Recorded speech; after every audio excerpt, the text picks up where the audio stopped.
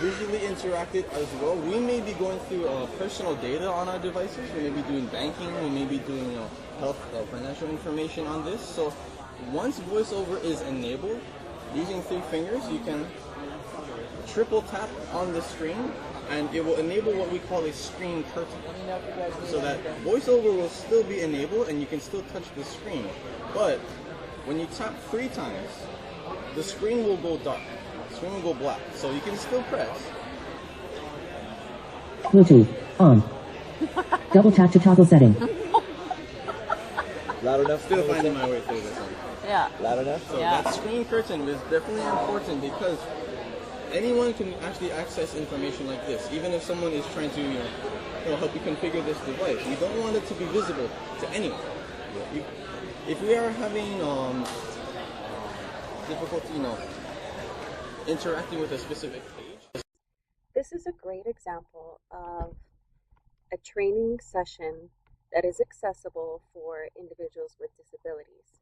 It is a private room, and in the private room we have an instructor who is blind teaching other individuals that are also blind.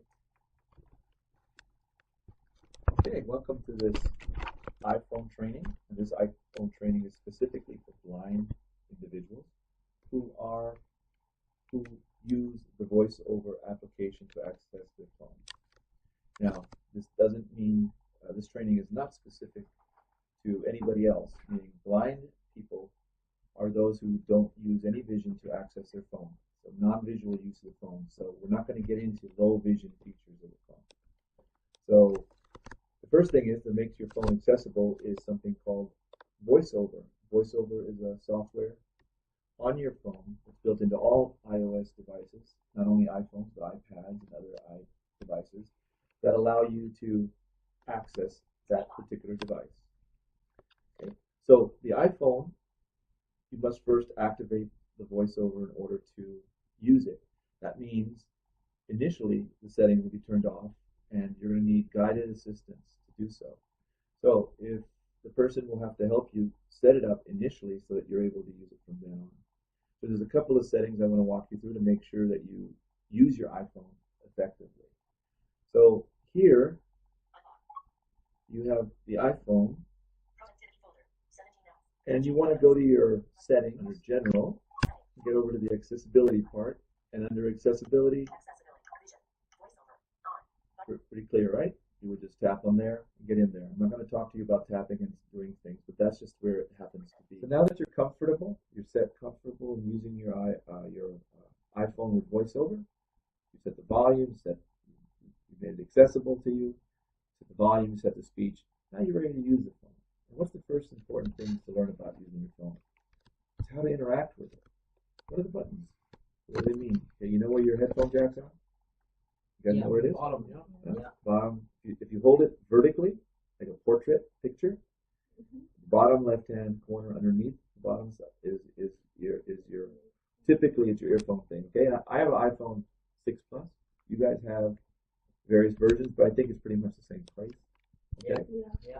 Now the home button, the up and down volume button is on the sides. You have the up and down volume button. Okay, that's near the portrait upper left side, right? Okay, up and down, and then on the very top left side you have a little toggle switch. You guys know what that is? No, what is that? It's the mute button. You guys know about that? Okay, so that's an important button because if you mute it, your phones won't ring and your ringer won't be loud. Okay, it's a way of turning it off. Okay, so you can mute and unmute. Okay, you are on your phone, and now you know how VoiceOver is enabled. You know how to make sure that the button on the bottom. You know how to make sure that the bottom button works for you as a turn on VoiceOver or not. You know how to control the volume control, make sure it's comfortable to listen to. You know where the earphone jack is. Yes. You guys know how to lock your phone with the button that's either on the side, top right side of your phone, or on the top of your phone, right? The difference depends on what model you have, right? So you got all that going for you, and now you know about privacy and the screen curtain.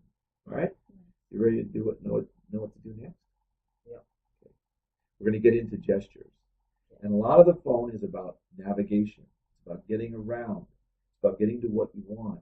Okay, and then it's about organizing yourself. But we won't get into organizing today because that's a whole other lesson. But in terms of accessing your phone, one of the most important features is the gestures that are used in accessing your phone.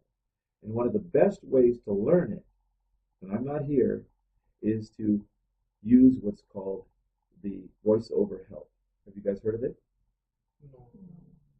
No? I didn't hear that one. Well, I want you guys to all turn on voiceover Okay. after I tell you this, okay? I'll show you this, okay? So voiceover is on. And if I take 4 fingers and double tap the screen, it's going to turn on voiceover help. So just listen to this for now, okay? Starting help. To stop help. Perform a 4-finger double tap or 2-finger scroll. Or press escape on the keyboard. Is that too fast? Yeah, little. That's, 4-finger double tap. 4-finger double tap. Start voiceover help. Stopping help. 57%. 47%. Is that too slow? no, that's good. No, that's good. Okay, okay, so I'm going to go back into double. Starting help. To stop help. Perform a 4-finger double tap or 2-finger scroll. Or Okay. press escape on the keyboard. Okay. So, anyways, this phone will not work anymore. It's like in help now, okay? Help mode.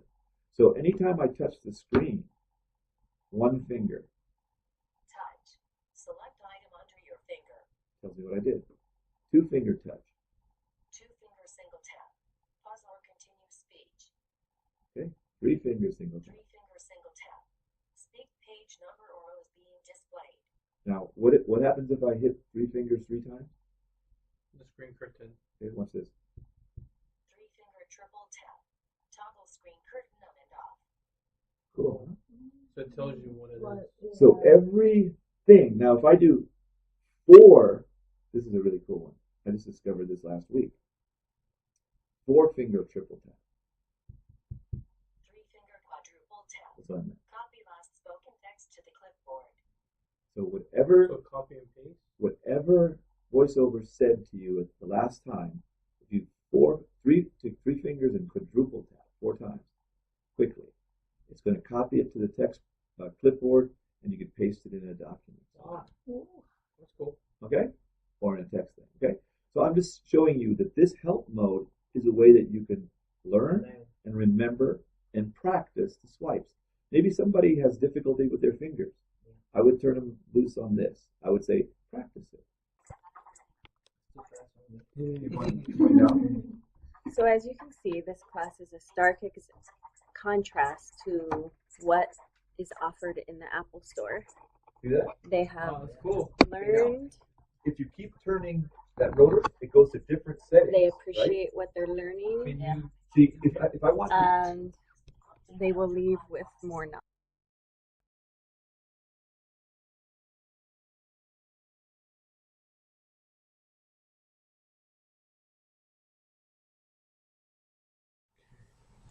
All right, well, I use my phone for a number of different purposes. Obviously, it's a communication device.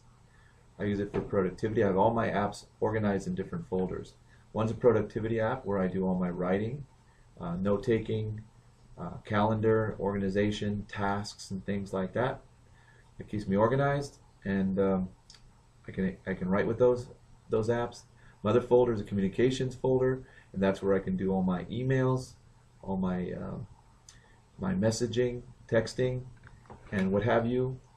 I have a other folder called 33 apps. that I do with transportation, particularly to the bus. So I have lots of different apps and web pages having to do with transportation and mobility. Travel and navigation Then I have a travel and navigation folder that has anything to do with airline travel, to GPS travel around the community. Have line-specific apps to help with that, and of course use Google Maps and Apple Maps a lot with getting around. My other uses are reading, references, and research folder. That's where I have my Google searches. I have all my search engines in. I have everything to do with getting around, getting information basically. Any apps having to do with that. Utilities folder. Utilities has to do with a lot of things that come with computer. I mean, the weather, the clock of your phone, to set alarms, to set any kinds of utilities, calculators, financial calculators. I love those. Be able to figure out different things, whatever you can use as a utility type Shopping thing. folder. 18 Shopping, it has 16 all items. the things, of all of my favorite stores, my favorite places, and my Amazon, all kinds of stuff.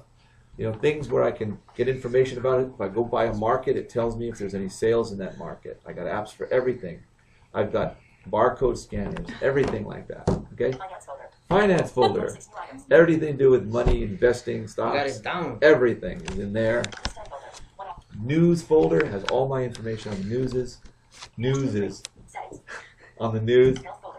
7 apps. Health, 2 items. health and fitness. Got to have apps for that. Got to walk around. Okay. There's a lot of I think there's. She said 2, not 10 Oh, I'm million. sorry. You did not ask it. I She have said a life.